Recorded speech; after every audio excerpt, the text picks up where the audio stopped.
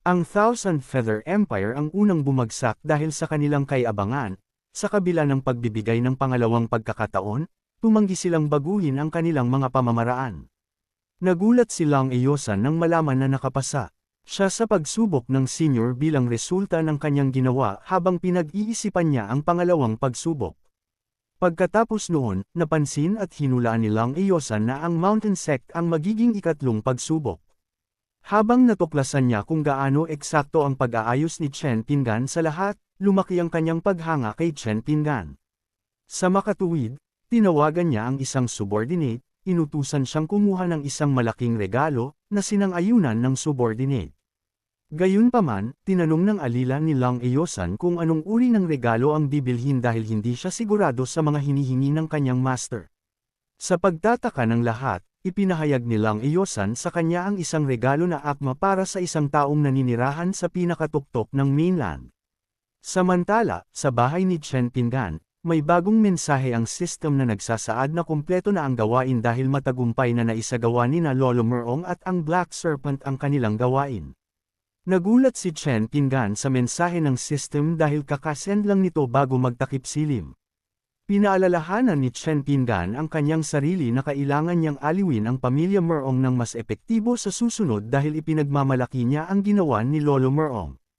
Habang nakaupo sa isang upuan sa labas ng kanyang bahay, sinabi niya sa system na tanggapin ang gantimpala para sa matagumpay na natapos na trabaho. Sumunod ang system, iginuhit ang gantimpala sa loto. Bagaman naisip ni Chen Pingan na kalokohan ang sabihin na malas siya sa pagpili ng espada mula sa bundok, umaasa siya na magkakaroon siya ng mas mahusay na sandata sa pagkakataong ito.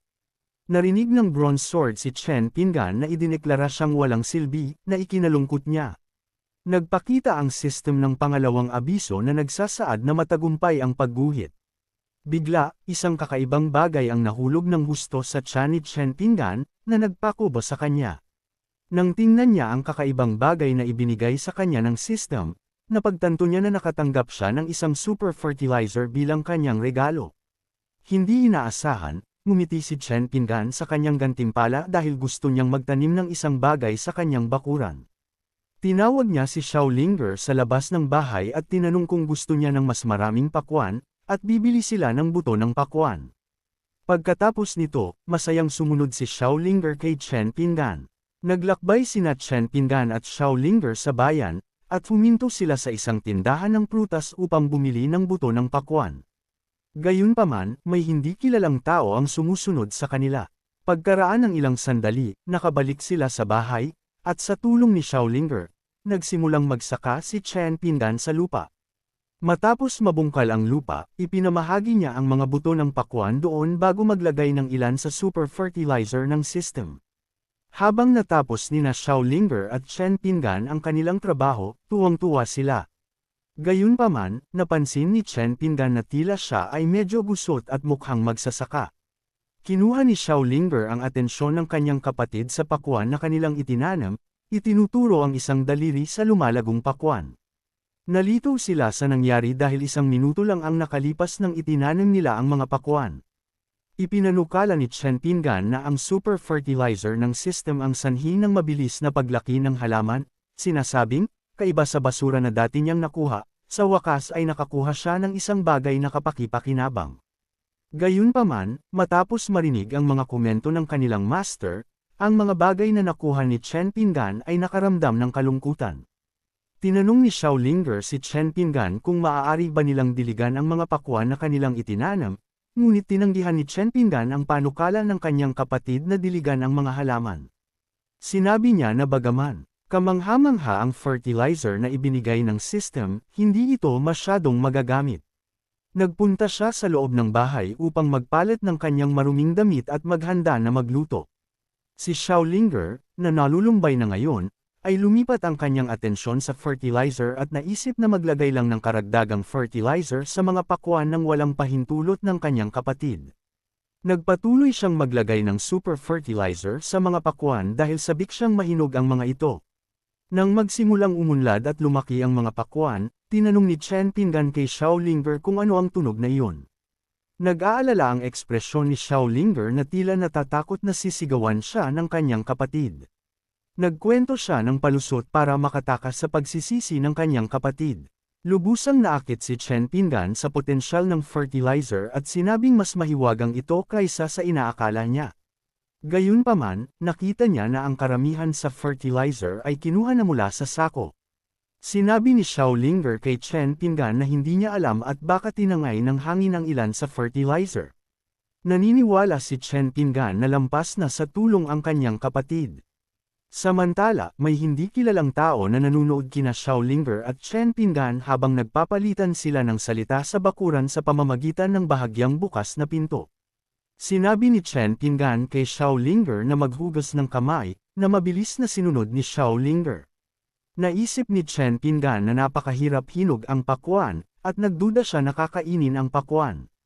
Sinabi niya kay Xiao Linger bago siya magmadaling kumain, susubukan niya muna ito.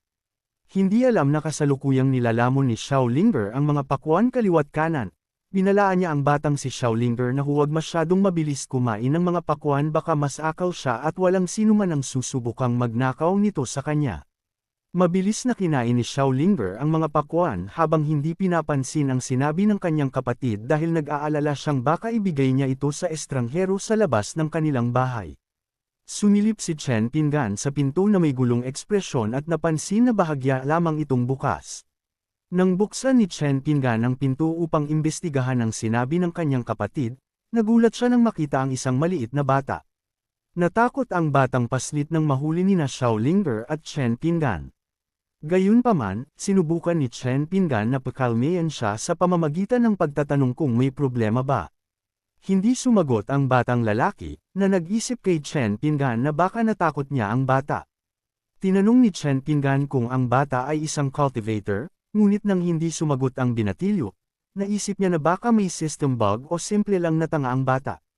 Sa kabila ng kanyang pagkabigo na hindi makipag-ugnayan ang bata, sinabi pa rin ni Chen Pinggan sa bata na kunin ang pakwan at hinimok siyang umuwi kaagad upang hindi mag-alala ang kanyang pamilya sa kanyang kinaroroonan.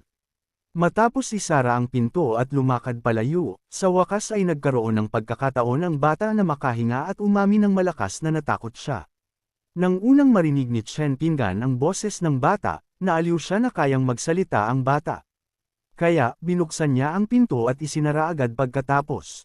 Gayunpaman, nabigla ang batang lalaki, at nanginginig siya nang makita muli si Chen Pinggan. Naniwala siya na ang mga cultivator sa kanilang mundo ay kakaiba, at wala ni isang normal na tao. Dahil sa takot, tumakbo ang binatilyo mula sa bahay ni Chen Pinggan ng mabilis hanggat maaari. Sa unang pagkakataon, labis na natakot ang bata na hindi man lang siya makapagsalita nang maramdaman niya ang presensya ng hindi mabilang na kayamanan sa loob ng bahay ni Chen Pinggan. Naisip niya na alam ni Chen Pinggan na sinusundan niya sila at hindi niya inaasahan na ganoong mataas. Naantas ng eksperto ang nakatira ng mag-isa sa isang maliit na bayan. Gayunpaman, maswerte siya na hindi siya sinisi ni Chen Pinggan. Habang kumakain ng kanyang pakwan, ipinapalagay ng batang lalaki na marahil ayaw ni Chen Pinggan na guluhin, kaya siya naninirahan sa isang liblib na lugar. Naisip din niya na umunlad siya ng isang major realm, at ang pakwan na ibinigay ni Chen Pinggan sa kanya ay maaaring nakatulong upang mapabuti. Naisip pa niya na minamaliit niya si Chen Pinggan at siya ang dapat na dahilan ng biglaang pagtaas ng kalapit na sekta. Bamulong ang bata sa sarili na baka hindi simple ang sekta tulad ng inaakala nila ng kanyang lolo. Sa panahong ito, nagbabantay ang bahay ni Chen Pinggan, at naisip niya na ang pag-iingat na mahigpit na pagsara ng pinto ay makakatulong sa kanila matapos mapansin na may estranghero na nanunood sa kanilang bahay. Pagkatapos ng lahat, ang bahay ay puno ng kayamanan, at maaaring may magnakaw nito, lalo na ang super fertilizer. Pagkatapos ay nakasalubong ni Chen Pinggan si Xiao Linger at walang pag-aalinlangang tinanong kung may cultivation base ba si Xiao Linger. Pinagpapawisan si Xiao Linger habang hirap siyang unawain ang seryosong tanong ng kanyang kapatid. Naisip niya na napakahusay ng kanyang pag-arte, tulad ng isang mortal, upang akma sa panlasa ni Chen Pinggan, at tinanong ang sarili kung paano niya nalaman. Nang hintayin ni Chen Pinggan ang sagot ni Xiao Linger, sa wakas ay sumagot siya at hindi pinagtatalunan ang pagkakaroon ng kanyang cultivation base. Nagulat sa sagot ni Xiaolinger na pagtanto ni Chen Pingan na mas mababa ang kanyang cultivation base kumpara sa kanyang nakababatang kapatid. Gayunpaman, sumagot si Xiaolinger at sinabi sa kanyang kapatid na mas mababa ang kanyang cultivation kumpara sa karamihan ng nasa paligid niya. Nagpahayag ng pagtataka si Chen Pingan na itinago sa kanya ni Xiaolinger ito sa napakatagal na panahon at tinanong kung anong realm siya kasalukuyan. Walang pag-aalinlangan, sumulyap si Xiaolinger sa babaeng nasa likod ng kanyang kapatid sa puno ng peach at kinausap si Chen Pingan, sinasabing kasalukuyan siyang nasa Qi gathering stage. Mausisa, lumingon si Chen Pingan upang tingnan kung ano ang tinitingnan ni Xiaolinger, ngunit walang anuman doon. Sa kabila nito, nagtanong pa si Chen Pingan tungkol sa cultivation ng kanyang kapatid, tinatanong kung kailan siya nagsimulang magsanay. Nauutal, naghahanap ng sagot si Xiaolinger upang pigilan si Chen Pingan na matuklasan ang kanyang pagtatago, at ibinulong ng Peach Tree Woman ang isang sagot sa likod ng kanyang kapatid. Mabilis na lumingon si Chen Pingan upang tingnan kung sino ang nakatayo sa likod niya, ngunit walang sino man doon. Nagtaka siya kung bakit laging lumingon si Xiaolinger sa likod ng puno ng peach kapag nagsasalita siya, naghihinala na baka may nagbibigay sa kanya ng mga sagot. Kinamot ang kanyang ulo sa pagkalito, lumayo si Chen Pingan sa puno ng peach. Nang maglaon, habang naghahain ng mga pakwan kay Xiaolinger sa dining room, binalaan niya ito na mali ang ginawa nitong pagtatago sa kanya at binyantaan na kukunin ang lahat ng kanyang mga pakwan sa susunod na tumanggi siyang sabihin ang katotohanan. Bilang tugon, tinanggihan ni Xiaolinger na kasalanan niya ito at sinabi sa kanya na tinuruan siya ni Sister Peach Tree ng lahat. Naguluhan si Chen Pingan sa sagot ni Xiaolinger at hindi niya naintindihan kung anong kapatid ang tinutukoy niya. Nangatuwiran si Chen Pingan na ang lahat ng nasa planeta na matagal nang nabuhay ay maaaring espiritual na umunlad at maging immortal, ayon sa cultivation book. Bilang resulta, lumapit siya sa puno ng peach, tiwala na walang kakaibang nangyari simula nang ipadala ng system ang panla doon 5 taon na ang nakalipas. Gayunpaman, naisip niya na baka magkaiba ang mga buto na ipinadala ng system. Galit si Sister Peach Tree na ibinunyag siya ni Xiaolinger kay Chen Pingan kapalit ng isang pakwan. Lumitaw ang system sa harap ng Peach Tree at inutusan itong humanap ng solusyon upang maiwasan ang pagiging nabunyag, kung hindi, ipapatupad ang mga kahihinatnan. Tinanggap ni Sister Peach Tree ang gawain at naghulog ng spell patungo kay Xiaolinger, na kayang kontrolin ang isip ng isang tao.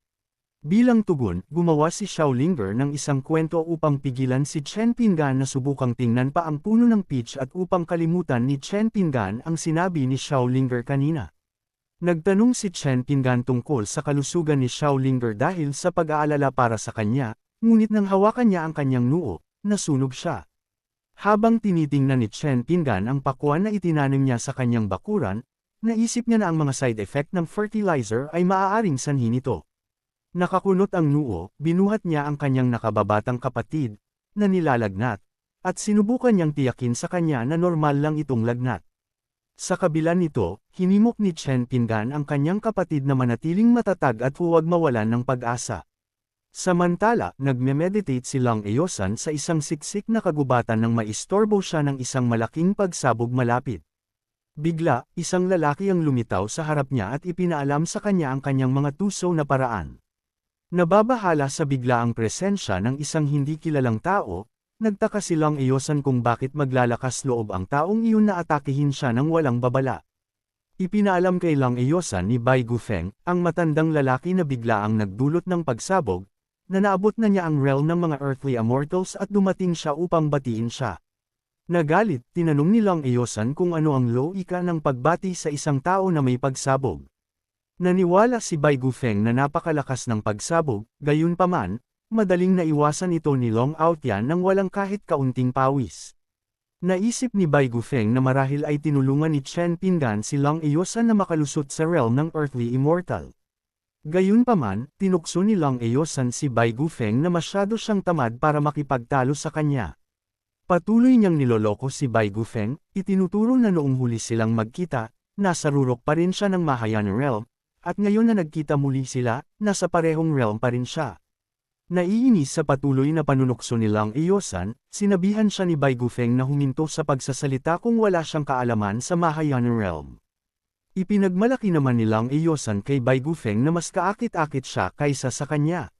Si Bai Gufeng, nagalit sa mga salita ni Lang Eosan, ay sumigaw sa kanya sa pagkabigo. May sakit si Xiao Lingger at nakahiga sa kama, at si Chen Pingan ay nakatayo sa tabi niya na may nag-aalalang tingin. Bamulong siya, bakit bigla siyang nilanat? Sinabi niya sa sarili na walang problema ang pakwan dahil sinubukan na niya ito. Naniwala siya na ang dahilan kung bakit may sakit si Xiao Lingger ay dahil isa siyang cultivator. Noon, may kumatok sa pinto ni Chen Pingan at tinawag siya.